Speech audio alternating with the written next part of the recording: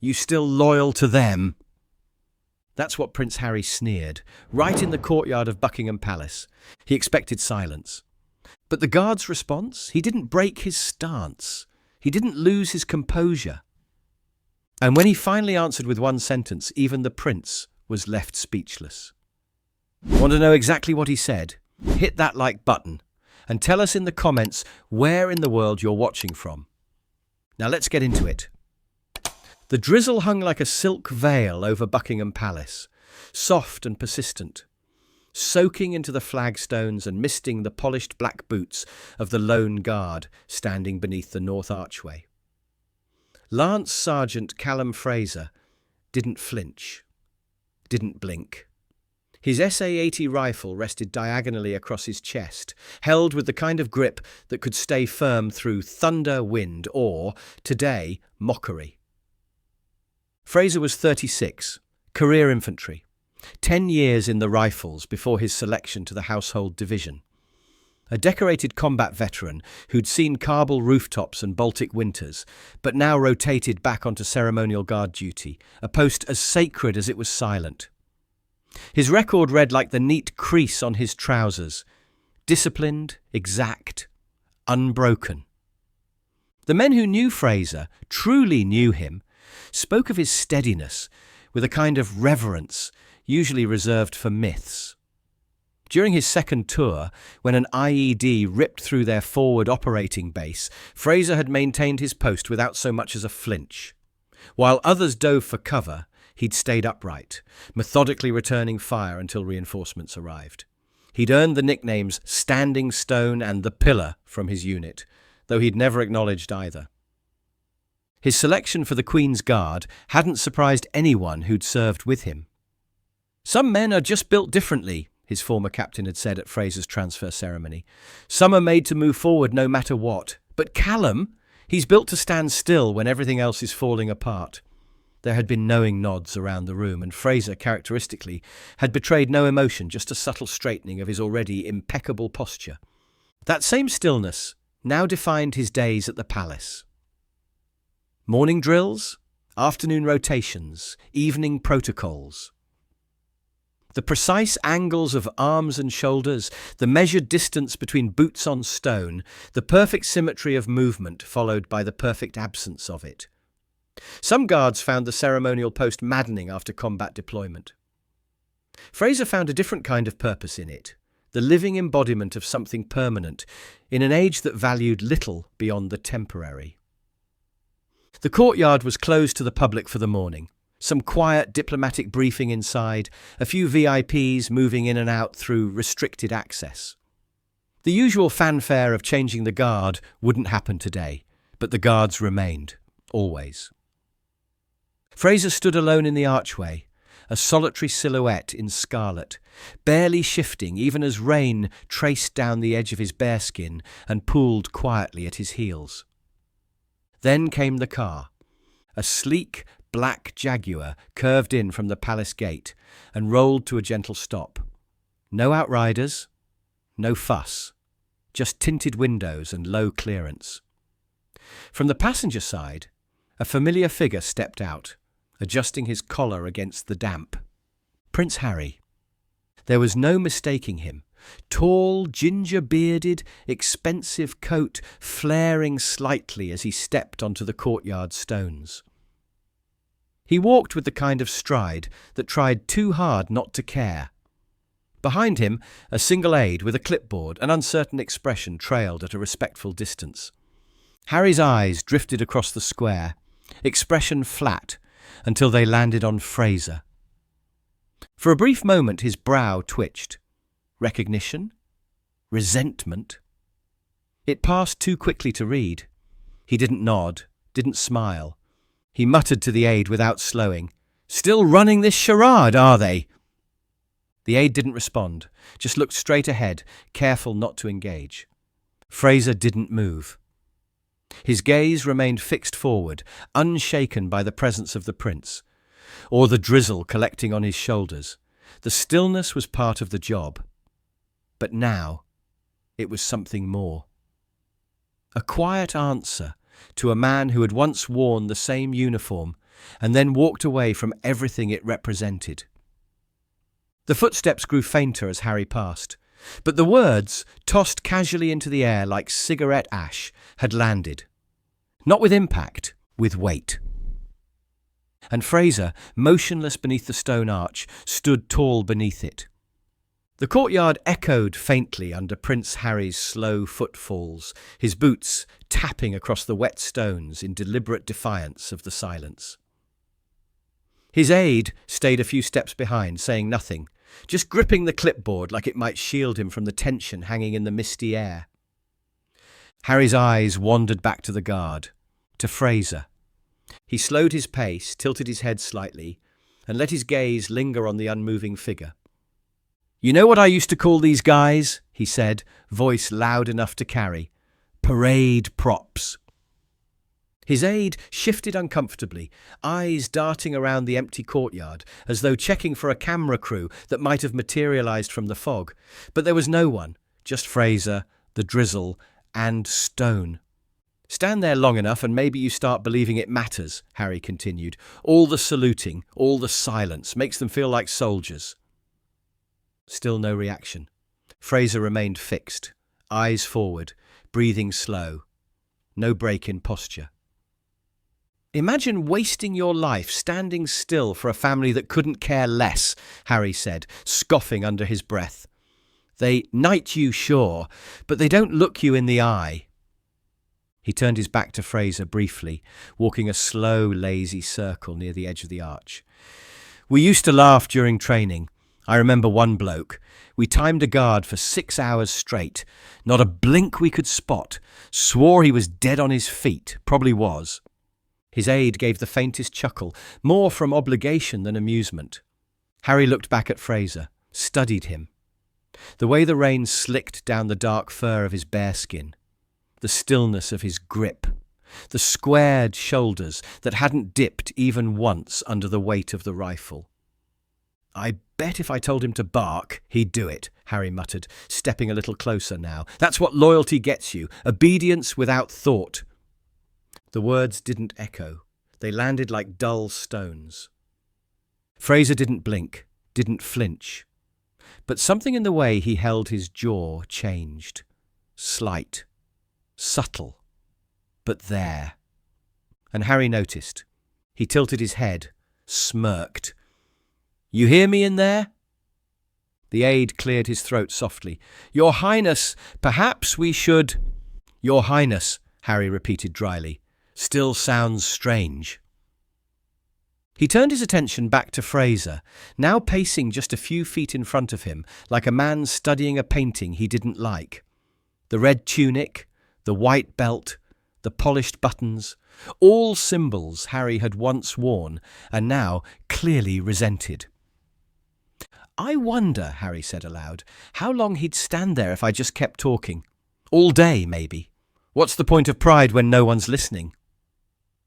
The aide spoke again, quieter this time. "We should be inside by now." But Harry didn't move, and neither did Fraser, because for one of them this silence was awkward, but for the other it was armour. Harry's boots tapped twice more on the stone before coming to a halt, this time far closer than protocol allowed. He stood just feet from Lance Sergeant Fraser, his arms crossed, a faint curl tugging at the corner of his mouth like he was about to deliver a punchline. "You all right in there?" he asked, leaning slightly forward. "Blink twice if you know what year it is." Fraser didn't flinch, didn't even acknowledge the voice. The rain was beginning to bead along the edge of his bearskin cap, trailing in perfect lines down the scarlet wool of his tunic. He might as well have been carved from the same stone as the palace walls. Harry let out a small laugh. "God, it's like talking to a wax figure." He stepped to the side, just outside Fraser's peripheral vision, and circled around again. His tone had shifted, less amused now, less casual. "You know I was one of you once," he muttered. "Wore the blues, did the drills, saluted the gates, spent hours getting screamed at for stepping wrong." Still, Fraser didn't move. "Guess we all outgrow it eventually," Harry added. He stopped behind the guard now, voice lower, flatter. "So what keeps you here, huh? Fear? or just habit? The question lingered longer than any of the others. Even the aide, standing several paces away under the arch, seemed to stiffen at the tone. Harry didn't wait for a reply. He walked back around to face Fraser directly. Then he glanced at the rifle, resting neatly across Fraser's chest like a museum piece. The ceremonial SA-80, polished, stripped of magazines, but very real nonetheless. Harry nodded toward it. "Bet you've never used that," he said. "Probably don't even know how to fire it anymore. But you polish it, you present it, you parade with it, like a prop in a pageant." Fraser's jaw shifted, almost imperceptibly. A small motion, barely even a twitch. But Harry saw it, and that was enough.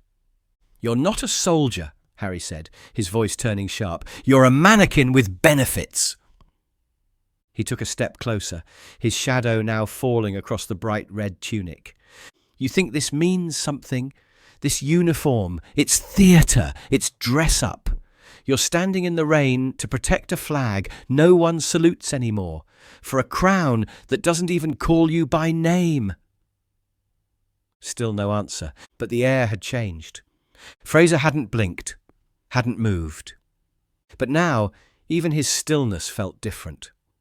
Like something had been drawn taut. Harry tilted his head, studying him one last time. "Why do you do it?" he asked, quieter now. What could possibly be worth all this silence? There was no answer, at least not yet. But the question would not hang unanswered for long, because the silence, the guard's silence, was about to speak louder than anything Prince Harry had to say. Prince Harry stood there, chest lightly rising and falling, waiting for another twitch, another movement, anything. He wasn't sure anymore whether he wanted to provoke, or prove something, or just be heard. Maybe all three. He leaned in again, one pace too close. "Tell me something, Sergeant," he said, his voice low, cutting through the drizzle. "Do you really believe in all this anymore?" The moment lingered. Then a voice, measured, deep, carved from the kind of discipline that doesn't flinch in sandstorms or silence. Without turning his head, without shifting a single inch, Fraser answered, "Belief isn't needed, sir, only respect." Harry froze. The aide blinked. Even the air seemed to pause. The words hadn't been loud. They hadn't even broken formation, but they landed like a hammer on sheet glass. Harry stepped back, not out of fear, but instinct. He hadn't expected an answer, not here, not now, and certainly not like that. "Respect," he repeated, brow furrowing. "Respect for what, exactly?" Fraser's posture didn't change, but his voice followed up, crisp and quiet. "For those who hold the line, even when others walk away." There it was. No venom, no direct insult, but the cut was clean and surgical. Harry's mouth opened slightly, then closed. The drizzle tapped gently on his coat as he glanced back toward his aide, who quickly looked away. Something flickered across Harry's face then. A shadow of memory, perhaps. For just a moment, the hardened facade cracked to reveal a glimpse of the young soldier he'd once been, the one who'd understood what it meant to stand shoulder to shoulder with men like Fraser. The royal who'd once worn desert fatigues with genuine pride, who'd flown Apache helicopters over hostile territory, who'd felt the weight of a nation's expectations on his shoulders and hadn't yet decided it was too heavy to bear. The rain seemed to fall harder now, as if the skies themselves were punctuating the tension that hung between them. A distant roll of thunder, barely audible, more vibration than sound, rippled through the stone courtyard. Neither man acknowledged it. The weather was just another test of endurance, another element to be weathered without complaint. He turned back. "You're saying I walked away?" Fraser did not reply, did not need to. The weight of the words still hung there between them like fog that wouldn't lift. Harry scoffed, shaking his head. You lot always think you're better because you stayed, because you never questioned it. Fraser remained silent. I did more in one tour of Afghanistan than most of you have done your whole careers, Harry added, louder now, bitterness leaking through. And you call that walking away? Still nothing. But that silence, intentional now, surgical, was its own kind of reply. Harry's tone turned defensive. You think I don't understand sacrifice? At last Fraser replied again, his voice just above the sound of falling rain. Sacrifice doesn't end when you step off the battlefield, sir. Sometimes it begins after. It wasn't a confrontation, it wasn't loud, but it hit like a mortar. Harry exhaled slowly, his expression darkening. You're very clever, Sergeant, he said, not quite a compliment. Very poetic. Fraser didn't move and didn't even acknowledge the remark. Harry glanced down at the wet stone under his shoes. You think you're teaching me something? Fraser said nothing, but his discipline, his silence, was louder than any retort. For the first time since the exchange began, Harry didn't seem sure of what to say next. And that shift, subtle though it was, could be felt all the way to the Aide under the arch, who now stared at Fraser like he was seeing him for the first time. Because for all the years Harry had spent in uniform, he had forgotten what it looked like when a soldier stood his ground, not with weapons, not with anger, but with quiet, unshakable conviction. The silence settled again, thicker now, like a blanket of fog that wouldn't lift. Harry's jaw worked slightly, the way it always did when he was on the edge of either laughter or fury. But what came next wasn't an outburst. It was colder than that. Right, he said, nodding slowly, voice dipping into something that almost resembled amusement. So now you're philosophers too. They should issue you all a leather-bound diary with that rifle. Still no reaction. Fraser's eyes didn't flinch, didn't track, didn't even blink. Harry took a slow, deliberate step forward, not enough to breach protocol, but close enough that the edge of his voice felt personal. You talk about sacrifice like it's noble, he muttered. But I've seen what loyalty really costs. I've seen what this family does to the ones who give everything and still get treated like pawns on a chessboard. The aide shifted uncomfortably behind him. Do you think they care about you? Harry asked, voice sharpening. Really? The senior royals, the ones you hold the line for, think they even know your name? Still nothing. Harry smiled bitterly. You'd stand out here and rot for them, wouldn't you? Just because it's tradition. Just because someone told you it's noble. Then, more quietly, as if to himself, I was once proud of this uniform too. Then I realised it doesn't matter how many medals you've earned. If you don't play their game, they erase you. He looked up, and here you are, still playing. Fraser remained unmoved. That was when the edge crept into Harry's voice. You think you're the real soldier here, he said, almost laughing. You, standing still for tourists? I served. I buried mates. I dragged bodies across sand. You think I walked away because I lacked discipline? Fraser replied, softly. No, sir. Harry blinked. Fraser continued. You walked away because you lost faith. Harry's shoulders stiffened. But discipline, Fraser said, eyes still locked forward, doesn't need faith. It just needs purpose. The words were velvet-covered blades. You think I lost purpose? Harry snapped. I think, Fraser replied evenly, you've mistaken disillusionment for clarity. The aide gave a visible flinch at that one. Harry stared at the guard, expression unreadable. He opened his mouth, then closed it again. Something in Fraser's tone had landed deeper than expected. This job, Fraser continued, isn't about believing in fairy tales. It's about being a barrier between chaos and order, between threat and peace. You knew that once. Harry took a step back, as if physically recoiling from the weight of it. You think standing here makes you noble? He asked. You think silence is strength? Fraser didn't answer that. He didn't need to, because the weight of that silence, undaunted, unbroken, unshaken, was starting to feel like a wall Harry couldn't get through. A wall he hadn't realised still existed inside these walls, and it was built of something he hadn't seen in a long time. Conviction, without bitterness, without vanity, without need for approval, just quiet, unshakable duty. Harry looked down, rain sliding off the bridge of his nose. Then, softly, as if confessing to no one, "They never told me it would feel like betrayal. Just to stop believing." Fraser didn't move.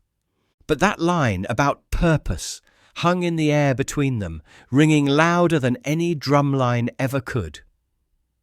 The courtyard had gone still. Even the wind seemed to pause between the stone walls.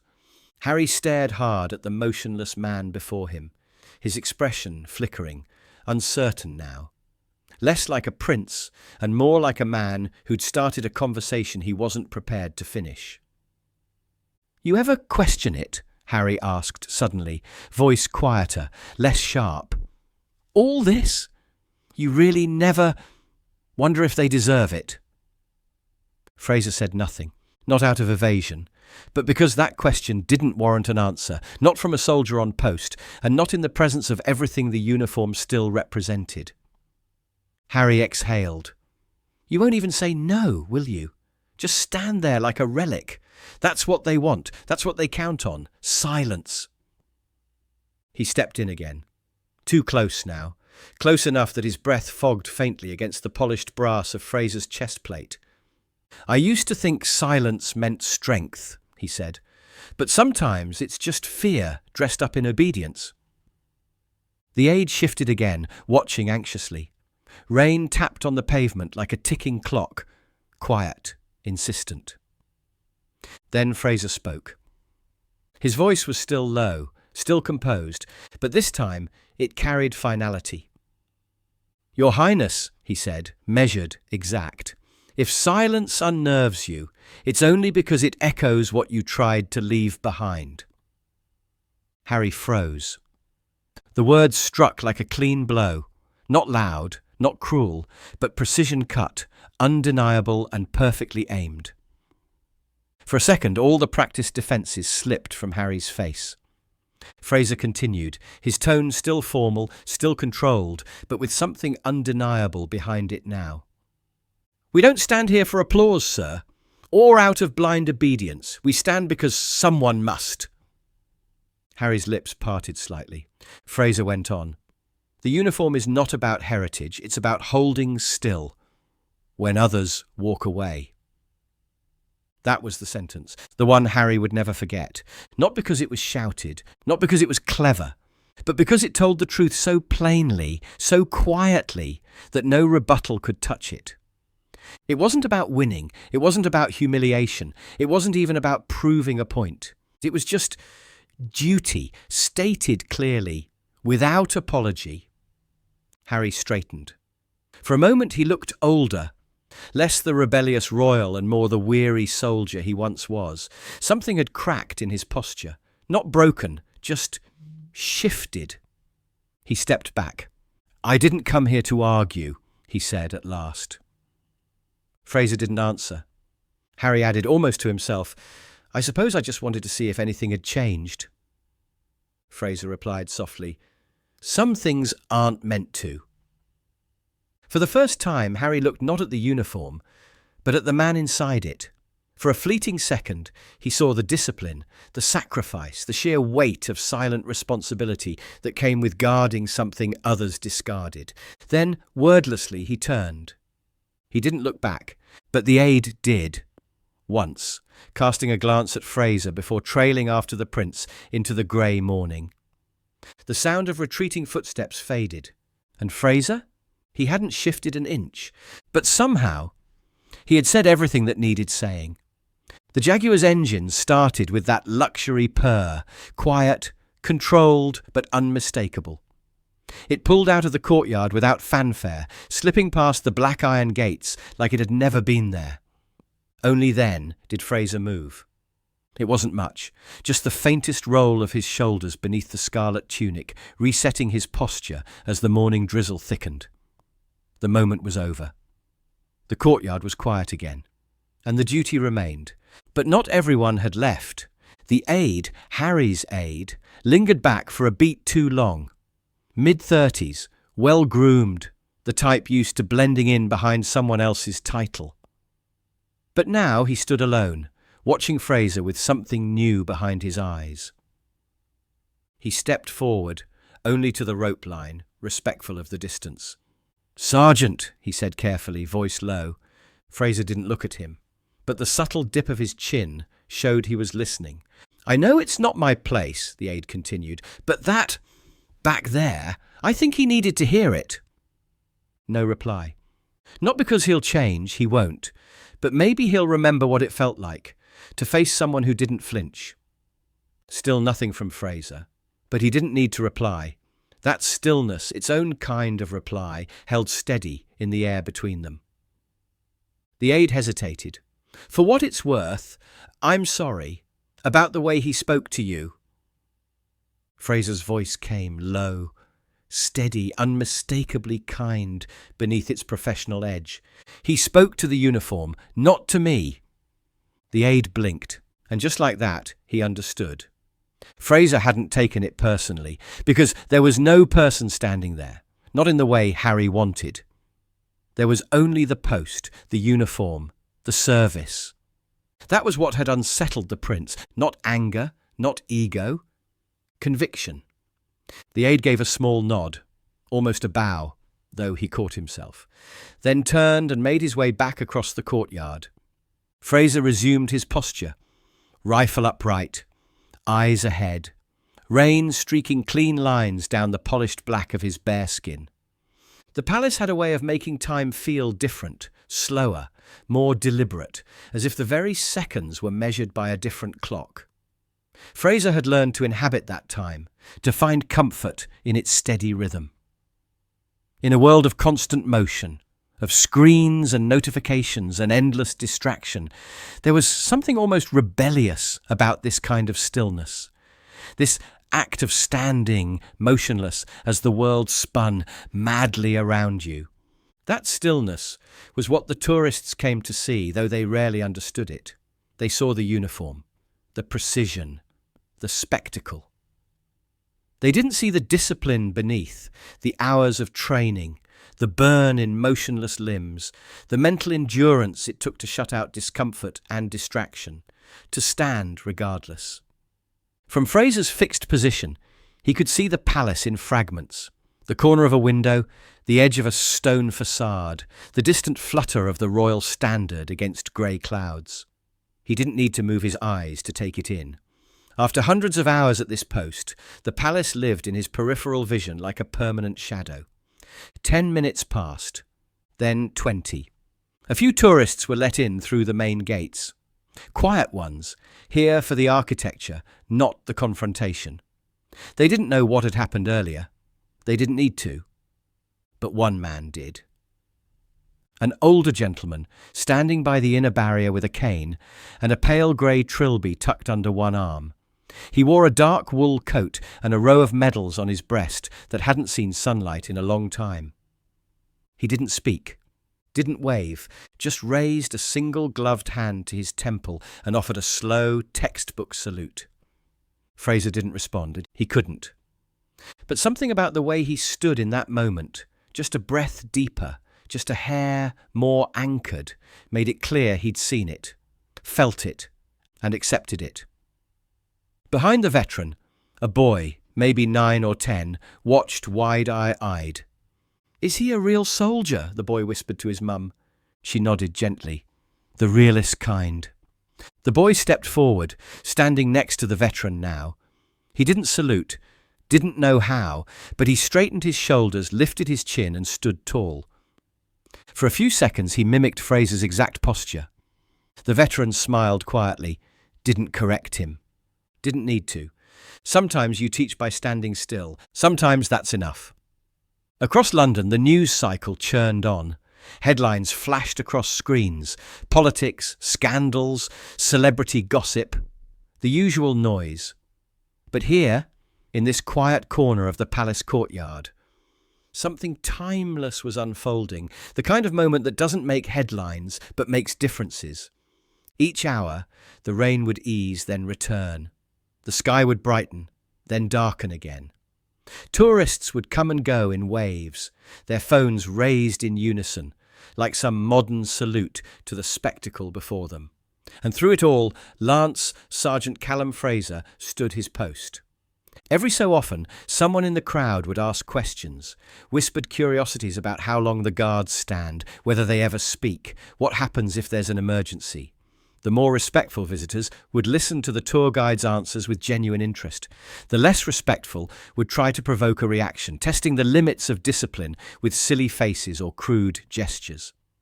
Fraser saw it all, heard it all, and remained unmoved, because that was the point. Not the uniform, not the ritual, not even the tradition, but the unshakable certainty that some things will hold firm regardless of circumstance. That against the shifting tides of politics and opinion, of royal favour and public sentiment, there are still men and women who simply do their duty, without needing praise, without craving attention, just standing firm. Have you ever underestimated someone just because they stood silent? And what would you have said if you were in that courtyard, watching it unfold? Do you think Prince Harry deserved that one-line reminder, or did he earn something stronger? Drop your answers in the comments. We read every single one.